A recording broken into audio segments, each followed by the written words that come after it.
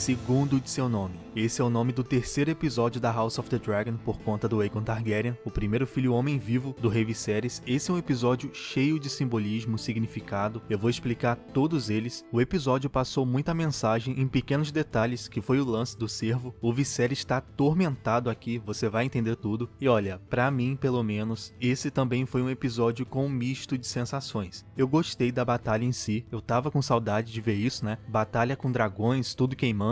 Gostei muito da falsa rendição do Daemon, aquilo ali se encaixou demais com quem ele é, ele não tem medo da guerra, mas o que eu não gostei foi o desfecho dela. Eu achei o final da batalha anticlimático, talvez isso tenha sido só comigo, não sei, mas assim, eu tô falando realmente do final, porque o que eu não gostei foi que não teve o embate do Daemon com o Kragas Dreyha. Olha só, vamos pensar. O líder, o causador da guerra, o personagem que a série estava criando suspense, estava apresentando, né? O Kragas é mencionado desde o episódio 1. Esse cara se foi de uma forma que a gente não viu. Não vimos o Daemon matando o Kragas e eu queria muito ver isso. Enfim, vou comentar cada detalhe, já vamos falar dessa batalha. Esse episódio não foi só batalha, né? A evolução que o Viserys e a Rhaenyra tiveram foi boa demais nesse episódio. Foi uma das coisas que eu mais gostei. E no final da análise eu dou minha nota para esse episódio que já começou com tudo. Isso foi ótimo. Eu até me surpreendi que a cena inicial já foi o Caraxes queimando todo mundo, e realmente, né, fez sentido eles iniciarem o episódio com isso, com o Daemon na batalha, porque isso foi um excelente gancho pro salto no tempo. O episódio tava ali falando que o Corlys e o Daemon estavam em guerra contra o Kragas há anos, e aí vem o salto de 2 anos na série. Ou seja, do episódio 2 pro episódio 3, que é esse aqui, já se passaram 2 anos, né? Eu tô achando o ritmo da série rápido, é claro que sim, só que por enquanto tá tudo bem. Eu não tô achando que o ritmo tem sido um problema. As coisas estão acontecendo rápido sim, mas pelo menos comigo não tá incomodando. Tá bem executado na minha opinião. E não tem jeito, né? A série tem que avançar no tempo de uma forma mais abrupta, porque o principal da House of the Dragon é um pouco lá na frente no tempo. Então ainda vai ter mais salto no tempo, talvez mais 2, e aí a série vai estabilizar, entendeu? Já tá perto de acabar isso aí do tempo avançar rápido. Tá chegando o momento onde tudo acontece sem mais avanços. Então vamos lá. Rhaenyra tá frustrada, ela tá sentindo, né, a pressão de que tem que casar e ela não quer isso, e ela também não quer ser só mais uma peça política pro pai dela, pro Viserys. Por isso, né, que a Rhaenyra não gostou quando o Jason Lannister vem falar de casamento com ela, porque foi o pai dela, o Viserys, que arquitetou isso aí porque o Viserys quer que ela case. Aí ela fica achando que ela seria substituída, que o casamento levaria ela pra longe, mas não é isso. De fato, seria muito bom se a Rhaenyra casasse, porque isso é muito importante nesse mundo, ainda mais ela sendo rainha, né? Ela tem que ter um sucessor. Se ela vai ser rainha, ela tem que ter filho. Só que o Viserys não sabe conversar com a filha. Isso aí que é difícil. Aliás, Tywin e Jason Lannister são gêmeos. Isso ficou bem óbvio, né? O Tywin tem um cabelo menor e o Jason tem um cabelo maior, e a casa Lannister vai aparecer bem mais na série a partir daqui. Mas voltando ao assunto casamento. O Viserys, com todo mundo ali, gritou com a filha dele, porque quase toda a conversa entre ele e a Rhaenyra é uma batalha. O Viserys até fala isso, né? Eu acho impressionante como o Viserys toma decisões ruins. Meu Deus, ele não é uma pessoa ruim, mas ele é um rei com péssimas decisões, e isso a série tá fazendo muito bem. Ele é muito alheio com coisas básicas, ele se afasta da Rhaenyra de uma forma que não precisava. Essa conversa do casamento, por exemplo, podia ter sido conduzida de outra forma, mas ele se afastou dela, sendo que depois, na metade do episódio, o Viserys foi lá e conversou com ela de boa a respeito do casamento, conversou com ela direito, disse que ela podia escolher quem ela quisesse, que seria algo bom, que ela teria herdeiros, né? Isso é importante, fortalecer a sucessão é importante, então tem que ter o casamento. Mas sério, por que o Viserys não agiu assim desde o começo? Por que ele não conduziu tudo dessa forma já no início? Conversar direito, explicar direito, falar que ela pode escolher quem ela quiser, ao invés de empurrar o Lannister lá. Porque o Viserys tem dificuldade em lidar com coisa básica, ele é muito alheio, ele não consegue tomar uma decisão boa sozinho. E justamente por isso, eu tô gostando muito desse Viserys, porque ele tá muito humano, ele sofre, você vê isso. Aliás, a atuação do Perry, que é o ator do Viserys, tá incrível aqui. Então, através do Viserys, um monte de coisa acontece na história. A série anda muito através dele, porque cada ação que o Viserys tem vai desencadeando uma sequência de eventos nos episódios. Então, apesar de estar bem difícil esse relacionamento do Viserys com a filha, eu tô gostando muito da dinâmica deles. Eles evoluíram nesse episódio. Eu vou até fazer um vídeo só disso, porque tem muito mais pra se falar. Já a cena do Javali, toda aquela frustração e raiva que a Rhaenyra tava sentindo e reprimindo, ela descontou tudo ali no Javali. Por isso, ela até meio que chora e faz uma expressão de raiva, porque ela estava descontando tudo que ela estava sentindo nele. Depois, o Javali virou comida no acampamento. Aegon Targaryen nasceu. Isso também incomoda um pouco a Rhaenyra porque, por anos, era isso que o Viserys queria. Um filho homem, né? A Rhaenyra já falou isso em várias cenas. E a Alicent já tá esperando mais um Targaryen, mais uma no caso, que eu acho que é a Rhaelena. Então agora o Viserys tem a Rhaenyra de filha, o Aegon, que é o irmão da Rhaenyra por parte do pai, né? E mais um que já tá quase nascendo, que deve ser a Rhaelena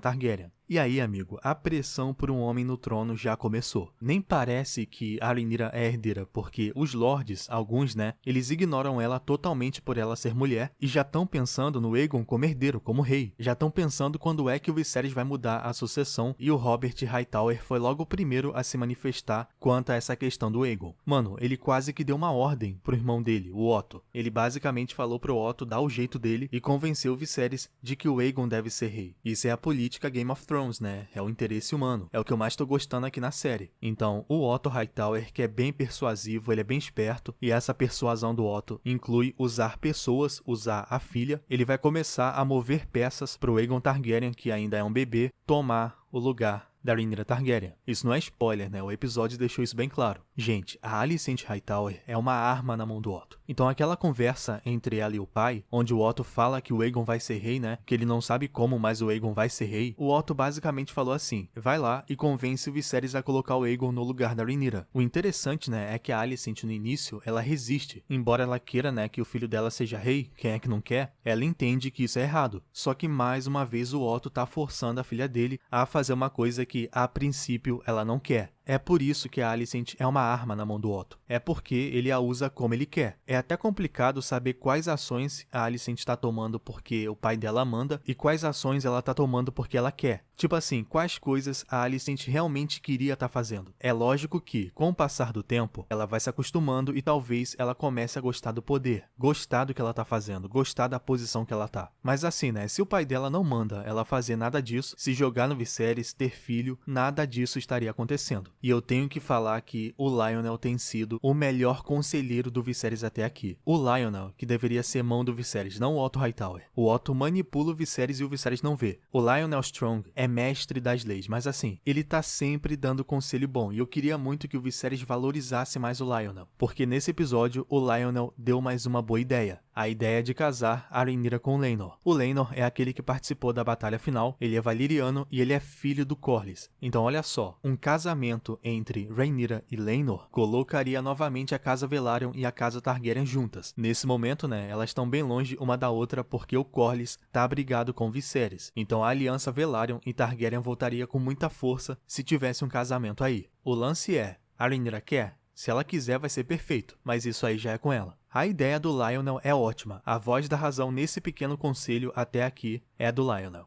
E falando nele, esse personagem novo aqui é o Larys. Ele é conhecido como Larys o Pé Torto e ele é muito esperto, fiquem de olho nele. E o Larys é irmão desse cara aqui que lançou esse sorriso e teve uma troca de olhar com a Rhaenyra Targaryen. Ele é o Harren Strong, ele é irmão do Larys, então Harren e Larys são filhos do Lyonel. E aí chegamos em uma das melhores partes do episódio. Tem uma coisa que atormenta o Viserys nesse episódio, que é o seguinte pensamento. O Viserys fez certo em nomear Rhaenyra Targaryen como herdeira do trono. Ele fica pensando nisso, por isso o Viserys tá meio inquieto, ele começa a beber, e aí vem o servo no episódio, que acaba sendo uma mensagem pro Viserys, pra gente e pra filha dele, a Rhaenyra. Antes de explicar a questão do servo, entenda que o Viserys não quer substituir a Rhaenyra pelo Aegon. Ele se questiona sim se deveria ter colocado ela nessa posição, mas ele não quer removê-la. Aliás, né, eu gostei que o Viserys foi bem firme em relação a isso. Ele foi firme na conversa que ele teve com o Jason Lannister. Porque, né, o Jason já veio com aquele papo, com aquele pensamento de que o Viserys ia automaticamente remover a Rhaenyra da sucessão. Colocar o Aegon, né, já que o Aegon é homem. Mas o Viserys não vai fazer isso. E vocês estão vendo, né, cada dia mais, a série vai deixando bem claro que o Westeros pensa assim e quer assim. O Westeros quer um homem no trono e não uma mulher. Naquela cena com a Alicent, né, o Otto Hightower até fala que o reino se despedaçaria se Rhaenyra Targaryen fosse rainha. E isso é sim um pouco verdade, mas o Viserys, pelo que tem sido até aqui, não vai mudar de ideia. Mas vamos lá, a questão do servo e dos sinais. O Viserys Targaryen é uma majestade trágica. As escolhas que ele fez resultaram em morte, em perda, e isso assombra ele. E o Viserys é um homem que se atenta muito a símbolos, a sinais. Ele tem sonhos proféticos, né? Isso aí é um tipo de sonho que só alguns Targaryens têm, que são sonhos onde você basicamente prevê o que vai acontecer. Você pode interpretar o sonho de várias formas. Eu já expliquei bastante isso aqui no canal. E aí, são dois momentos no episódio que se conectam. É o monólogo do Viserys na frente do fogo e a caçada pelo cervo. Esses dois momentos se conectam.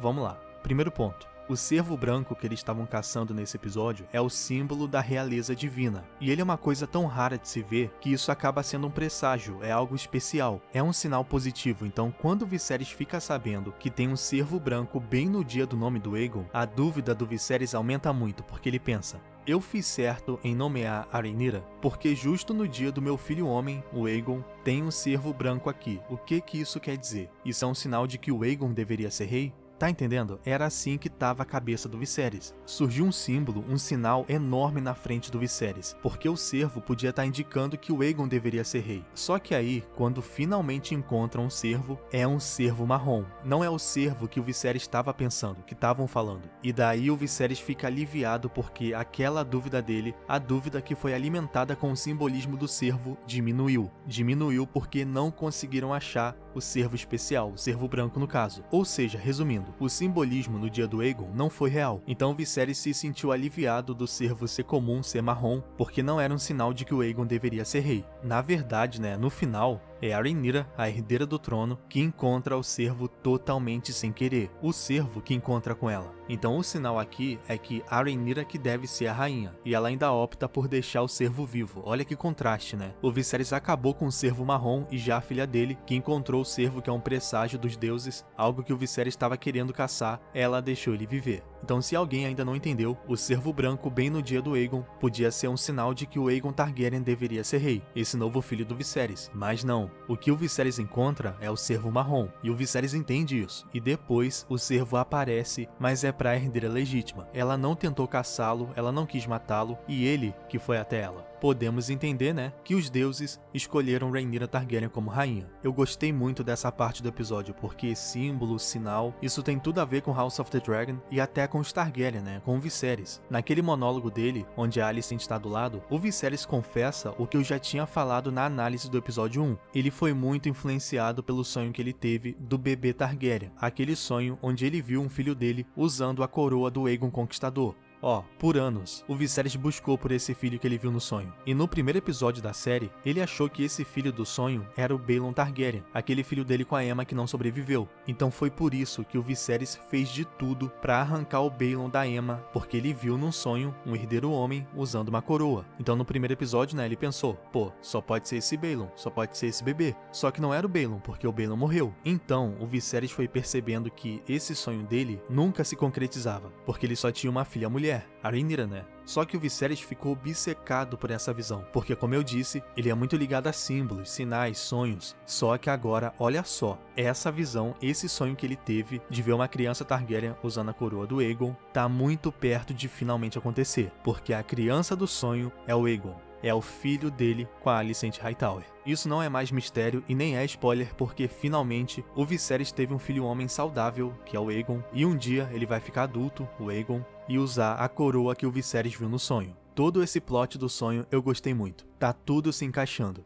Achei sensacional. Então vamos falar da batalha? Olha, eu não sei se você também teve essa sensação, mas eu achei o CGI desse episódio um pouco abaixo, principalmente quando tá caindo as bolas de fogo no mar. Tá meio esquisito. Não é que tá ruim, mas também não tá naquele nível que a gente conhece, CGI é o efeito especial pra quem não sabe. Mas lógico, perto da batalha isso é irrelevante, porque o destaque de toda a sequência foi de novo o Daemon Targaryen. Olha como isso aqui tá bem feito. Depois que o Daemon desceu do Caraxes lá no começo do episódio, ele não teve mais nenhuma fala, ele não disse mais nada. E mesmo assim, toda a presença na batalha foi dele. É surreal como esse ator do Daemon transmite sensações sem nem falar nada. O cara não falou nada, e você entendia tudo, sentia tudo só olhando as feições dele. Quando ele recebeu, a carta do Viserys falando da ajuda, o Daemon tomou a decisão de resolver sozinho, porque é quase uma afronta pra ele, precisar da ajuda do irmão. Por isso, imediatamente ele já foi lá. E pessoal, o Daemon não se importa de morrer. Por isso, ele foi lá fazer tudo aquilo de um jeito tão arriscado. Galera, o Daemon é o caos. Ele não liga se ele morrer. Ele não tem medo. E sendo justo, né, não foi só o Daemon sozinho. O Laenor também teve destaque, eu também gostei disso. Ele é o filho do Corlys, e o Laenor tem um dragão que é o Sea Smoke. Então quando apareceu o Laenor voando e queimando tudo, não era o Laenor em cima do Caraxes. O Caraxes é do Daemon. Era o Laenor montando o Sea Smoke, que por sinal, eu achei ele muito bonito. O Sea Smoke, ele é um cinza com branco. Faz tempo que eu queria ver um dragão assim, nessa cor. E teve até a Dracarys, agora é oficial.